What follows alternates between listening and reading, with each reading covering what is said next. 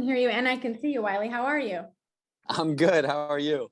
I'm good. I I'm, was I'm I super was stoked to have thinking you on. about yeah, I'm super excited. I was thinking about how I run my team calls and I was like writing notes the whole time and I was like, I really gotta redo how I run my team calls because you guys are rocking. It's excited Well, to see.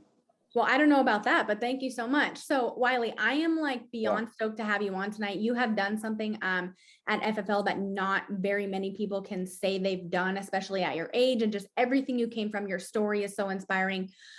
Okay, so I'm gonna stop talking. Can you tell us like a quick, like your quick background, FFL, how you got started, the whole thing? Yeah, so to sum it up, I was 20 years old when I dropped out of college. That was like at the height of the COVID pandemic. And then I was looking for a job and I had one of my buddies come over to my house. He was super excited and like buzzing off the walls. And I was asking him like, hey man, like, why are you so excited? Like, do you have a pretty date? Like, what's going on?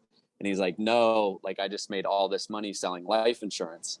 I was like, life insurance. Okay. I have no idea what that is, but I do need a job. So I got started with another company, went in for an interview, and then I was with this company for about 2 months. How it worked is they would send me out to a small little town. I would get dropped off. I would go knock on doors all day, and they'd just be like, hey, call me when you need Taco Bell. And I was like, all right. So that's how I got introduced to the industry, was by knocking on doors. And whenever I was hungry, I'd call my mentor. So it was great mentorship. And then I was like, this doesn't make sense for me. So I, stepped away from the life insurance industry and for about 2 months, just didn't know what I was going to do. And I think everyone in their, 18, 19, 20 years old, you're kind of lost and kind of trying to figure out what you're going to do. So I was at this point where I was just like on the ground at my house and I was just praying and I was like, look, God, like, will you give me like a billboard sign that says Wylie Hawkins, do this? And then about 4 minutes later, I got a call from Zach's admin saying that she had got my resume for Family First Life. And I was like, I don't know what that is, but I need a job. So I got started. And yeah, a week later, I was contracted and dialing. And that's how I got introduced to the business. That's crazy. And Wylie, I think I remember a story about like Sean told you like, hey, like was joking with you, like, hey, do you want to get up at 4 a.m. and like fly with us to go to this meeting? And he didn't think you were going to show up, and you did. Yeah. Yeah, that was like my first month in. So my first month in, second month in, first month I helped 18 families. Second month it was 47. And then Zach's like, hey, do you want to meet Sean? And I was like, yeah, absolutely. And then we all went out to dinner down in Denver. And I was just cracking jokes and I was being really immature and just saying silly stuff. And I think Sean I don't know what he saw in me, but he was like, hey, do you want to fly to Florida? And I was like, are you kidding me? And then Sean's like, no, I'm not effing kidding. Why would I joke? And I was like, okay. And then so he left. And then I got Ed Terrell gave me his number and I texted him and I was like, like, I'll show up. Like, where are we meeting? He texted me the address. And then Zach called me that night and it was funny. He's like, if Sean says show up at 4, show up at 3:15 because he's going to be early. And so I show up at 3:15 and Sean's there at like 3:20. And then, and then I got a chance to, develop that relationship. And yeah, it was cool. That's so crazy though. But like, that's what it's about. Like people literally thought you were kidding because like you're this young kid, you're 20 years old. Or what, are you 21 now? I'm 22. Yeah. 22. So it's like 21 years old. And there's no way that this kid is going to show up and he's protecting 47 families a month in his second month. So obviously, Wylie, how many families are you protecting as a team now? I just looked. So 3 weeks in, we're at 438. So right around 500. 500 families. 500 families a month. Probably at this rate, hopefully, crossing our fingers, you'll probably be the youngest integrity partner ever. So Wylie, a lot of people, I think, and I have like so many questions, I'm going to let you go, but your story is so amazing because so many, like, you're like, I didn't know what I was going to do. And I just came, but I went to work. Like you didn't come here and mess around for 6 months. Like you came here and you were like, dude, I want to go to work. So what would your advice be, for any, it doesn't matter your age, but for any new agents that are come here and they're, they want to just get started quick? Yeah. So the first 90 days is definitely going to be the most important. So I did not like the life insurance industry at all, but I was like, look, I see a ton of people making money. I can see how it can help your family for the rest of your life. Obviously, you're providing a good service, but at the time, I did not see that. But I decided that for the first 90 days, I was going to do everything I possibly could to learn the skills, to learn how to sell, to learn how to, keep my clients on the books, to learn the phones, learn the objections, because I would make a decision at the end of 90 days. One, is this going to be for me? Two, did I say I gave it my all? And then three, if it is for me, then just keep pushing. But I wanted to at least say I gave it my all. So the first 90 days, all I focused on was my schedule and the phones and my lead flow. Those were the biggest three things, right? So I can talk about, go into that in more detail, but I would just say for anybody that's new, this doesn't have to be your end all be all, but you should just have the respect for yourself for the first 90 days, give it everything you got, and then make a decision if it's going to be for you and if it works, if you enjoy it or not. Yeah, I love that, because the reality is if you don't give it at all, you're never going to know. Yeah. You're never going to know. Okay. So Wylie, I love that you said that. Now let's go into some of that stuff. So you came in brand new producer, transition to now, what has been the most effective in terms of schedule, leads, phone, all of that? Yeah. So I'll start with lead flow. So for anybody just getting rolling, everyone always says $1,000, invest $1,000, and that truly is the number. Like if you can start with $1,000, if you have $1,200 in your bank account, I would say spend 1,000, right? Just go all in, put the pressure on your work ethic. So if I was going through a lead strategy with somebody that's new, I would say get at least 80 1-month internet leads. I would get, between 30 instance, and then the remaining leads, I would get as many 1 to 3 month mortgage or final expense leads that you can in the CRM. Now, what your schedule is going to look like is make sure you start at 7:30 in the morning. So 7:30 to 9 a.m. is, I call it the golden hour. That's where I book probably 60% of my appointments is from 7:30 to 9. That's where most telemarketers start calling at 9 a.m. So guys, if you're waking up at like 7:30 and getting in the office at 8:30, you're honestly missing, a good majority of your income. You're missing a lot of people that are getting their kids ready for school that aren't at work yet. So make sure to start dialing exactly at 7:30. Now I'll dial from 7:30 till 12. I'll take like a 2-hour window. And then, I'll dial from 2 to 6, 7 o'clock at night. But dial days are the most important days for you guys, because if you're not getting 15 appointments, you're not going to start protecting 15 to 20 families a month, like Marissa was saying. The only difference between a top producer and somebody that's not performing at that level is they're more disciplined on their dial days. So that's your lead flow, your dial days. I mean, all you have to do, it doesn't really matter what you say, just be yourself. Hey, I got your form. This is your date of birth, right? Yep. Continue on. But make sure that you make that day like a holy day. Don't book any doctor's appointments. Don't let your dog distract you, your wife. Get in the office and get on Zoom, right? Like Marissa was saying, unmute yourself, show yourself, ask questions. And then the rest will take care of itself. I love what you said about, lead flow and schedule. And I think, Wylie, can you go into that really quick? Because you said the golden hour between 7:30 to 9. So how did you, because you're young, how did you train your mind to not get in this complacent place and like get up earlier than everybody else? And like, what was that process for you? I'll share 2 stories. All right. So the first thing is there's a season for everything in your life, right? Like there's a season for war. There's a season for peace. There's a season for grieving. There's a season for joy. There's a season to work. And then there's a season to celebrate. And I asked myself, like, what season am I in? Right. Like I'm 20 years old. This is my time to set up my children, to set up my mom, to set up my girlfriend. And I knew this season I was in. The second thing, Marissa, I don't know if you know who Warren Buffett is. He's the big investor guy. So I'll share a quick story. So Warren Buffett, he went to college. I don't remember which college, but he was talking about this story with one of his roommates. So him and his roommate, they go to college for the 4-year track together. And he's talking about his buddy. He goes, this guy was just as smart as me. He was just as talented, and he had a great moral compass and a great work ethic. There's no difference between me and him in terms of ability. But there was a pivotal decision that we both made when we graduated. the steel industry was booming. So he went in the steel industry, made a nice 6-figure income. Warren Buffett decides to bet on himself and now builds Berkshire Hathaway and has obviously made a massive impact. So he ends the story with this, and he goes, it's not as important as to how hard you row your boat, but which boat you're in. And so that story has always been with me, because the vehicle that we're in is the best vehicle out there. There's nowhere else in the world that you can build a multi-million dollar business with only having to invest $500 to start and be profitable from day one. There's nothing else out there. So you guys have to remember how special of a time it is that we're able to be with FFL, that it's still young, that we still have Sean and all these leaders that have one-on-one training with us. And then you just got to ask the question, like, you know, what season are you in your life, right? Like, the time is now to just grow. So for me, like, I got myself in that frame of mind.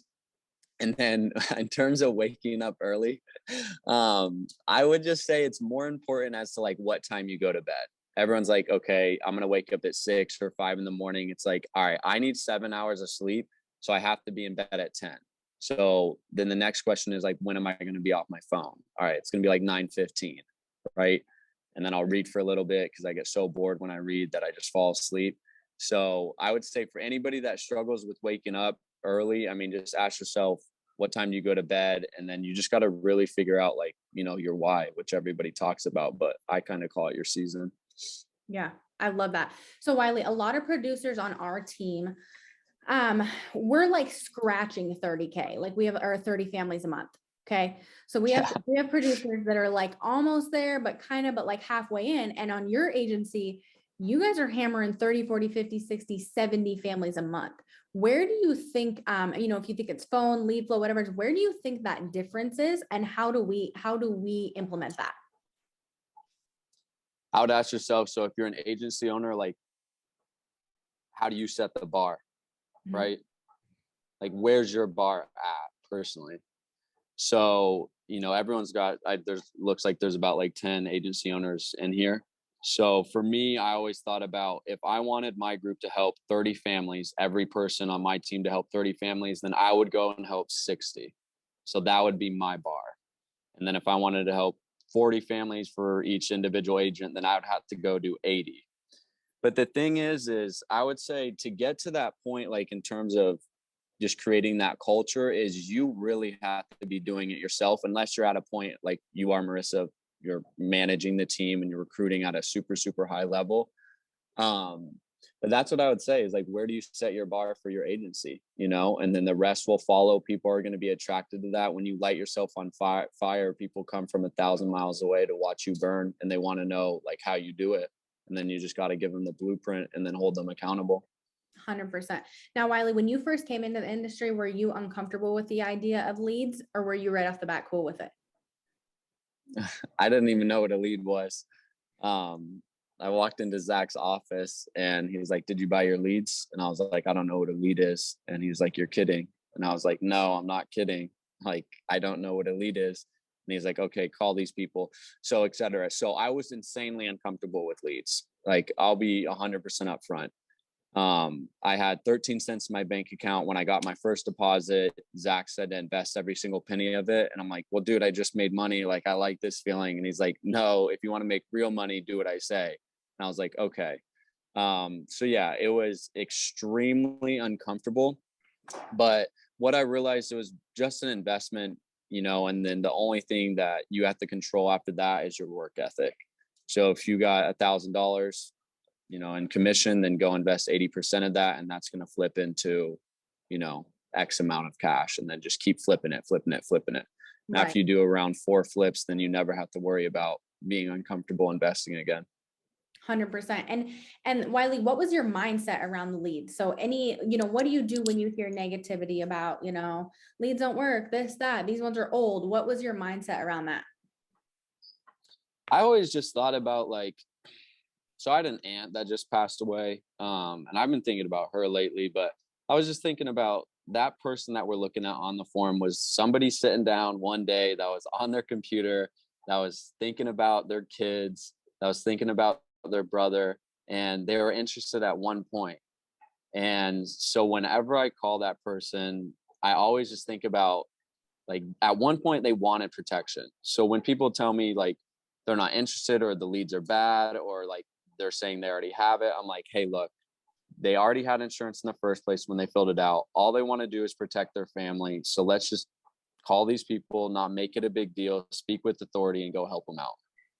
That's huge.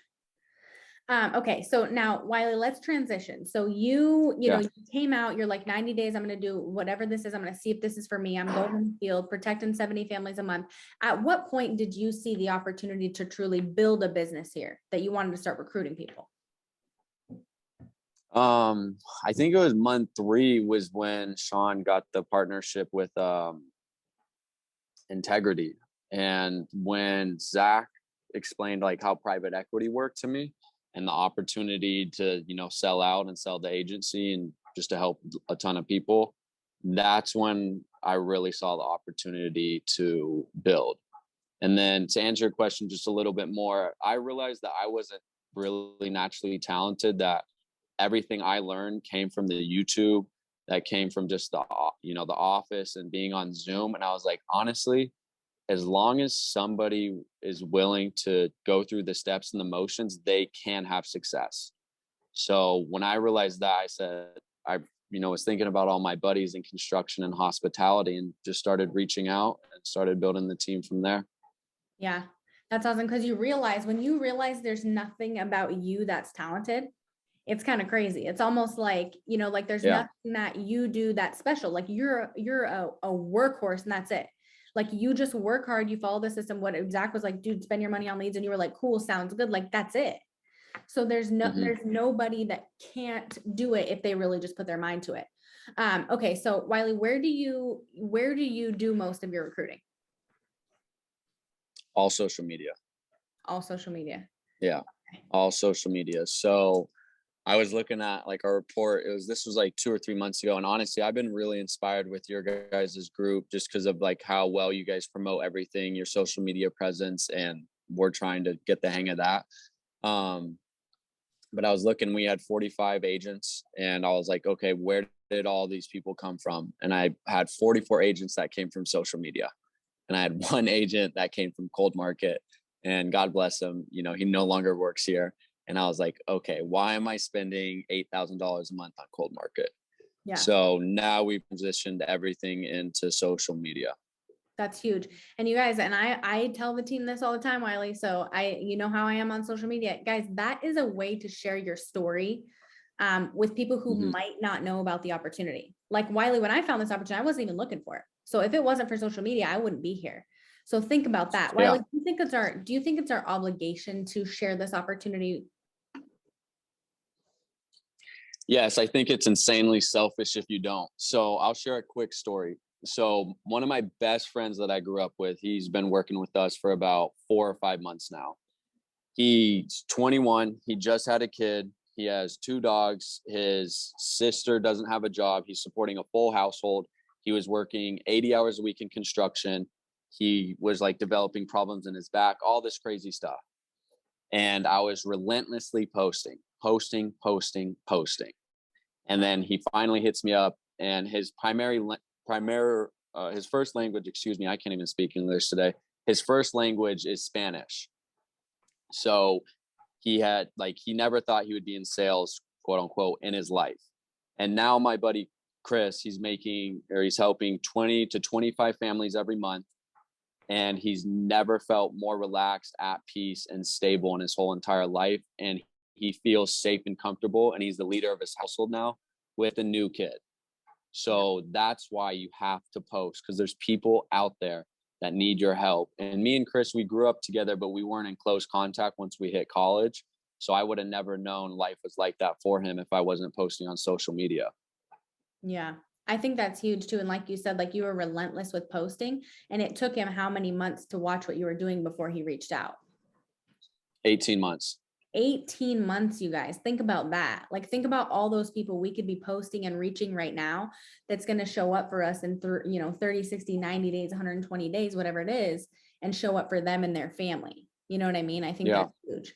Okay. So Wylie, where do you I know you have like a pretty, pretty strong story too. Are there any struggles that you went through in this whole thing? And like, I know for me, like one of the big things I had to do was like cutting other personal negativity out of my life. I think that's what a lot of times holds new producers back, whether that's family, friends, telling them they can't do it.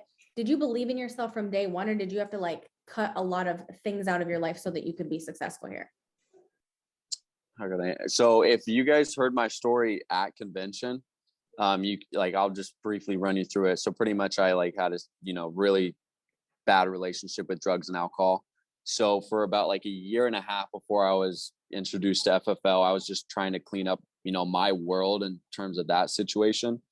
And so when I got into FFL, the only reason why I thought I could do it was because of Easton Patton and Zach Twardowski. And those were like my two main guys. So Easton Patton walked out of his office after helping 88 families in a month with this big belt buckle on and cowboy boots. And I was like, if this guy can help 88 families and he looks like he should be on the farm moving cattle, then I can definitely help 20. And then Zach, Zach came out of his office and he could barely look me in the eyes. And he was supposed to be a doctor and he was very socially awkward. And I felt really uncomfortable talking to him, if I'm being completely transparent. And I was like, how many families did you help? And he's like, I helped 96 families. And I just was honestly like, I was blown away that these guys were helping so many people that in my head, I'm like, if they can do it, I can do it. So that allowed me to like kind of get that belief level. And then I think you have to stay close to the fire. Like you have to be on trainings. You have to be watching YouTubes. Like you have to hear the testimonies because that's really what keeps you going in the beginning. And then obviously, you have to cut things out of your life. Like you have to stop going out on Saturdays and Sundays. You have to start work. Well, you don't have to start working. You don't have to do any of these. But if you're trying to achieve this success, this is what I would suggest. Go to bed early, start reading, work out, stop drinking, right? Like take your life seriously. All right. Yeah. Sorry. But yeah, that is definitely what I would suggest. No, that's huge. And I think that's really important too. Like when I asked if you believed in yourself, like I think sometimes, Wylie, like people look at Zach and Easton and they're like, yeah, but that's for Zach and Easton. And you were like, dude, Zach and Easton, if they can do that, like I've talked to Zach too, and he is really awkward. He's like, and put him and Andrew Taylor at the table and like no one's having a conversation.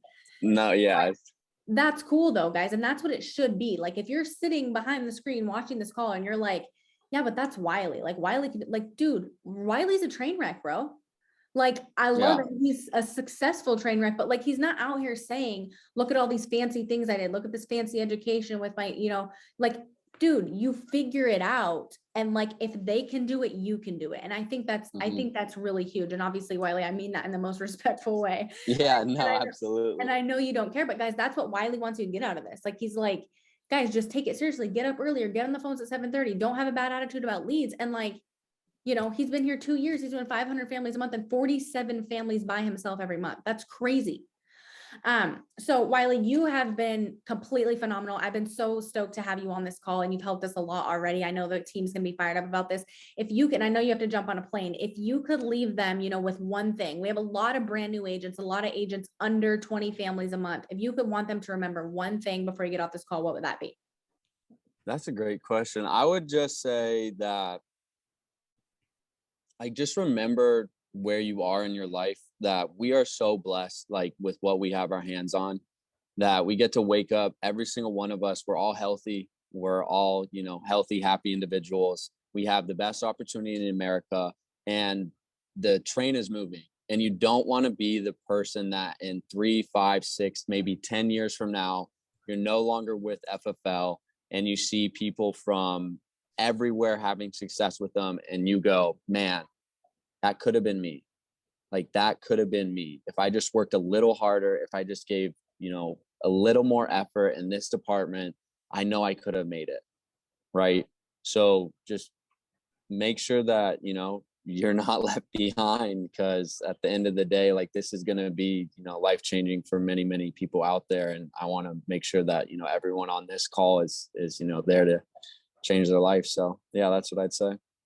That's awesome, Wylie. I'm not going to overshadow any of that. And you are the host of the meeting. We cannot thank you enough for getting on with us. If you end the meeting for us, that would be fantastic. Perfect. All right, you guys. It was nice to see you, Marissa. I'll Thanks talk to so you guys much, later, Wylie. and you guys have a good weekend. Yeah, bye, guys.